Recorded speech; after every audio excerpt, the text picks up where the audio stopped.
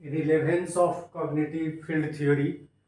और आपको एक कॉग्निटिव फील्ड थ्योरी पे छपा छपाया नोट मिल जाए, इसके लिए हमने इस पे आलेख तो लिखे हैं और इसी नाम से लिखे हैं शायद, एज आई कैन रिकॉल, कि relevance of cognitive field theory. और उसमें बहुत सारी बातें हमने उसमें जोड़ दी है। अलग से हो सकता है कुर्तलेबिन वगैरह पे कभी काम कर सकें ना कर सकें, टॉलमैन पे, लेकिन वो चूँकि आपके सिलेबस में है तो दैट विल प्रोवाइड। और उसी पे बेस्ड आपका ये लेक्चर है, उसी से कार्व्ड आउट करके ये स्लाइड वगैरह बना के हमने आपके सामने प्रेजेंट कर दिया। And that is also coming, हमको लगता है कि एक आध महीना में वो भी आ ही जाना चाहिए। So the relevance of cognitive field theory lies in the fact that it provides a comprehensive framework. Learning को एक कम्प्रिहेंसिव फ्रेमवर्क देता है, ये तो बहुत इजली कोई भी आदमी समझ सकता है। और यदि आप इस जंक्चर पर नहीं समझ रहे हैं तो wait to go through the learning theory और साइन लर्निंग थ्योरी वगैरह के बारे में बात करेंगे। फिर SOR वगैरह का कंसेप्ट आएगा, थोड़ी बहुत तो दूसरे साइकोलॉजिस्ट में भी चर्चा किया है। ऑर्गेनिज्म SR जो आपने पढ़ा उसमें O वगैरह का कंसेप्ट धीरे धीरे आएगा। So this framework helps to understand how individual perceives, learns and interacts with the environment he she lives in। वहीं बाउंड्री, परमिएबल, फॉरेनल और ये कैसी चीज़ों को आप देखते हैं, इस तरफ बात तो कर ही रहा है। So how individual perceives, learns, interacts with his environment और हर इन्वायरमेंट, ये बात ये कर रहा है। So it is relevant. The theory puts emphasis on the fact that cognitive processes are interconnected। इसलिए भी ये रिलेवेंट है। Due to interconnection of cognitive field theory, individual experiences and environment influencing learning play vital role. मतलब environment का role है, ये भी कह रहा है, इंडिविजुअल को एक्सपीरियंस प्रोवाइड करने में और इन्वायरमेंट को इन्फ्लुएंस करने में। The theory helps to understand how individuals construct knowledge. Construction पे हम लोगों ने वहाँ डिस्कस किया, उसी से आप इसको आगे ले जाएं। And how they make sense of the world around them. मतलब आप जिसको परसीव नहीं करते हैं वो आपकी बाउंड्री में ही नहीं आता है, तो फिर वो आपके लाइफ स्पेस में ही नहीं आता है। लेकिन जो लाइफ स्पेस में आता है तो वो क्या करता है, कंस्ट्रक्ट करने का आपको मौका देता है।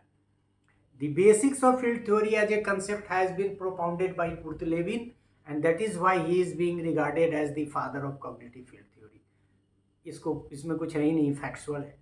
His concept of life space and ever changing nature of psychological environment has its bearing on the understanding of individual and his her learning environment understanding।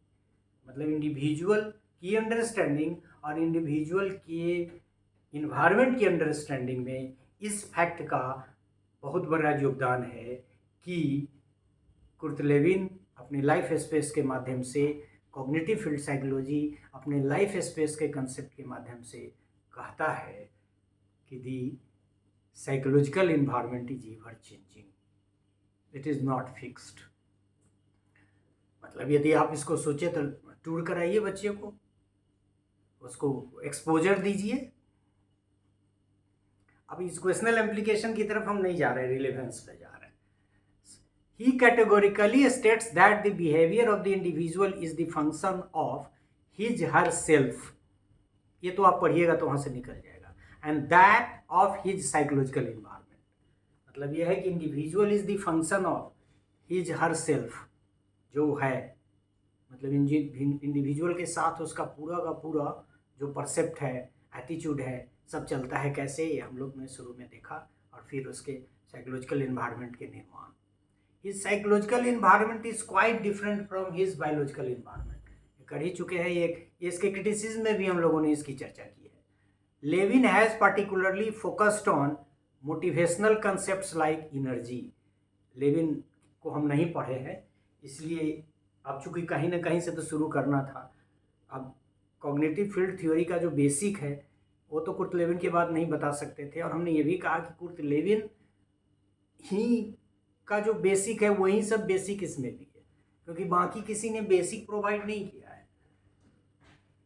So the Lewins particularly focused on motivational concepts like energy, tension, need, valence and vector. Valence की चर्चा यहाँ आई थी, vector आपने दे दिया, direction, strength, need, tension, energy, ये सब आएगा कहाँ, कुर्ट लेविन। लेकिन ये एजुकेशनल इम्प्लीकेशन के साथ साथ व्यक्ति के लाइफ और उसकी अंडरस्टैंडिंग को समझने में भी मदद करता है। So it is relevant. Those motivational concepts are very relevant in the process of understanding the person and his her learning process। और ये आज भी रिलेवेंट है किसी व्यक्ति की अंडरस्टैंडिंग को समझने के लिए और उस पर्सन के लर्निंग प्रोसेस को समझने में। So the relevant in the process of understanding the person and his her learning process, मतलब यहाँ तक पहुँचा तो उस लर्निंग प्रोसेस का क्या योगदान था, या यहाँ तक नहीं पहुँचा तो लर्निंग प्रोसेस में क्या दिक्कत थी, उस तरफ इशारा कर रहा है। Tolman through his sign learning suggest. अब थोड़ा लेविन के बाद लाइफ स्पेस के कंसेप्ट से निकल के टॉलमैन की चर्चा कर ले। हालांकि ये भी एस्पेक्ट बहुत कॉम्प्रिहेंसिव है, लेकिन जब सबको आप समझेंगे तभी विस्तार से इसको समझ सकेंगे। Tolman through his sign learning states that organism learn से कॉग्निटिव मैप। उनका पूरा का पूरा, इसीलिए उसका नाम है साइन लर्निंग, साइन को समझना। वो एक्सपेरिमेंट हम लोग डिस्कस करेंगे टॉलमैन को पढ़ते हुए कि रूट का ऐसे रूट क्यों नहीं चुना गया, ऐसे क्यों चूज हो गया, और उसके रीजन्स है, और उसमें बहुत सारे कंसेप्ट्स हैं। उनका फर्दर एक्सप्लेनेशन है, इंटरवेनिंग वेरिएबल का कंसेप्ट आएगा और लेटेंट लर्निंग का कंसेप्ट आएगा। लेकिन एट दिस जंक्चर सारी चीज़ों को नहीं डाल सकते थे। So learns cognitive map of the whole situation. अब देखते हैं ना, कोई चीज़ देखते हैं, CID वगैरह देखते हैं ना, कि उसको एकाएक दिमाग में आता है, अरे यहाँ ये चीज़ जो चाकू कहाँ रखा था, से देखते हैं ना, कभी कभी डिकोड करता है कि बाएं हाथ से वार करेगा तो क्या होगा, दाएं से क्या करेगा, लेफ्ट हैंड ही था, कहाँ वार हुआ है, तो वो हाइट क्या था, पूरा का पूरा फॉरेंसिक साइंस का कंसेप्ट भी उससे कॉग्निटिव साइन लर्निंग थ्योरी के कंसेप्ट से मिलता जुलता है। So this concept is ever relevant to understand human learning and its pattern, his latent learning आ ही गया, and various kinds of intervening variables also have their impact on psychological and educational world. और ये intervening variable का जो concept है वो वहाँ हम लोग डिस्कस करेंगे। वो जो आप समझ रहे हैं उससे थोड़ा डिफरेंट सेंस में उसने इस्तेमाल किया है। अब यहाँ एक नाम आ गया, ब्रुन्सविक की हम चर्चा कर रहे थे। Probabilistic functionalism of Brunswik is another contribution of field theory which is still relevant. क्या कहा? His notable contribution in the field of perceptual constancy and probability learning is helpful in human understanding. His lens model, देखिए काम बहुत है सब में। His lens model, representative design, ecological validity वहाँ आया था, ecological validity etc. have influenced learning. अब ये सब एक्सप्लेन नहीं किया जा सकता at this juncture, but these are the relevant aspects which is still relevant। और ये ब्रुन्सविक का भी नाम हम लोगों ने लिया था। These concepts have also influenced, जो यहाँ एक चीज़ और हम कहना चाह रहे थे, these concepts have also influenced decision making and understanding the relationship between organism and their environment। और इसीलिए ऑर्गेनिज्म और उसके इन्वायरमेंट की बात के कारण ही इनको लिस्ट में रखा गया है। All other field theorists have also contributed the psychological and academic world in their own way। बहुत सारा हमने उसको, हो सकता है टाइम कंस्ट्रेंट या जो भी इसको लीजिए, लिमिट लेस तो कुछ आप काम कर सकते नहीं है, कहीं ना कहीं तो लिमिट करना होगा, लेकिन वो सब कहीं ना कहीं रिलेवेंट है। And their relevance of field theory can not be question. Field theory as a concept का रिलेवेंस है व्यक्ति के समझने में, व्यक्ति परिवर्तनशील है, उसका लाइफ स्पेस चेंजेबल है, इस सब के संदर्भ में। However among many field theorist major contributors are Kurt Lewin and Tolman and Brunswik. यही काम भी जो जहाँ सोर्स जो था उसमें ब्रोन्सविक का काम है, बाकी लोगों के काम में बहुत मेजर वर्क हमको ऐसा नहीं लगा at this juncture to mention. Let us see what happens in future. So cognitive field theory stresses upon the importance of holistic learning. अब ये तो फिर वही बात हो गई इंसाइट की. And this fact makes it ever relevant. Learning in holistic constructivist, it suggests working on the principle to relate different elements of a situation to complete the comprehensive look of the problem. तो वही फिर insight का concept से ही मिलता जुलता है. Field theory emphasises upon insightful learning, ये इसकी कैरेक्टरिस्टिक्स में भी है.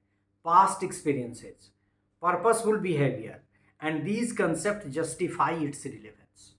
मतलब यहाँ इंसाइटफुल लर्निंग की बात करता है कि लर्निंग ट्रायल एंड एरर नहीं होगा, मेमोरी से याद नहीं करना है, क्रैक नहीं करना है. ट्रेसेस की बात करता है, साइन की बात करता है, कॉग्निशन की बात करता है, कॉग्निटिव फील्ड के बदलने की बात करता है, पास्ट एक्सपीरियंसेस के एप्लीकेशन की बात करता है और पर्पसफुल लर्निंग की बात करता है. ये तो हर जमाने के लिए यूनिवर्सली रिलेवेंट है. मेनी थेरेपेटिक अप्रोचेज लाइक, वहाँ हमने इसकी चर्चा नहीं की थी, CBT हमने लिखा था, हमको याद था कि यहाँ करेंगे. So many therapeutic approaches like cognitive behavioural therapy, मतलब CBT की चर्चा हमने की थी. क्या है? Cognitive behaviour therapy are rooted in cognitive field theory. ये भी उसमें रूटेड है. मतलब ये इसका आगे भी हम लोग लिखेंगे थेरेपी में इसको. It also consider social influence on learning and helps to understand group dynamics.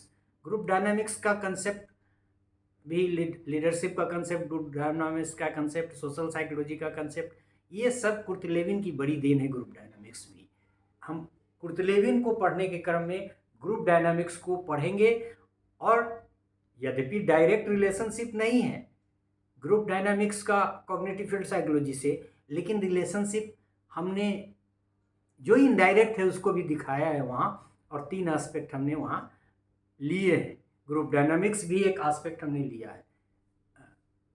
थोड़ा कन्फ्लिक्ट भी शायद आया है, कन्फ्लिक्ट का भी अप्रोच है, और उस सब को हमने मिला के कुर्तलेविन को किया है, तो वहाँ आप ज़्यादा समझेंगे.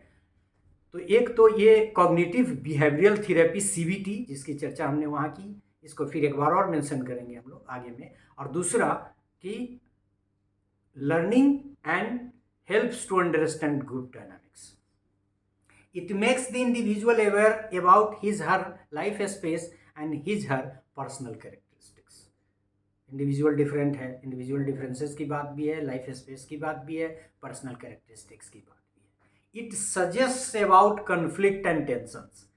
हमने कहा कि वो फिर कुर्तलेविन में इसको हम डिस्कस करेंगे. Along with its nature and management, कितने तरह का कन्फ्लिक्ट है, आदमी कन्फ्लिक्ट को कैसे रिजोल्व करता है, आदि आदि. जैसे अप्रोच है और अवॉइडेंस अप्रोच है, आदि आदि. The holistic perspective of cognitive field theory has its practical application in education. ये तो ठीक ही है, क्लियर है. Its application is also extended for group understanding, social change, conflict management, counseling, life forces and its resultant etc. क्योंकि सारी theory आपने पढ़ी नहीं है तो समझने में कठिनाई हो रही होगी, लेकिन ये सब थ्योरी का ही पार्ट है. Group understanding, group dynamics, social change, conflict management अभी हमने कहा, अभी counselling, life forces and its resultant etcetera. These various areas of application help to understand and manage behaviour in different settings.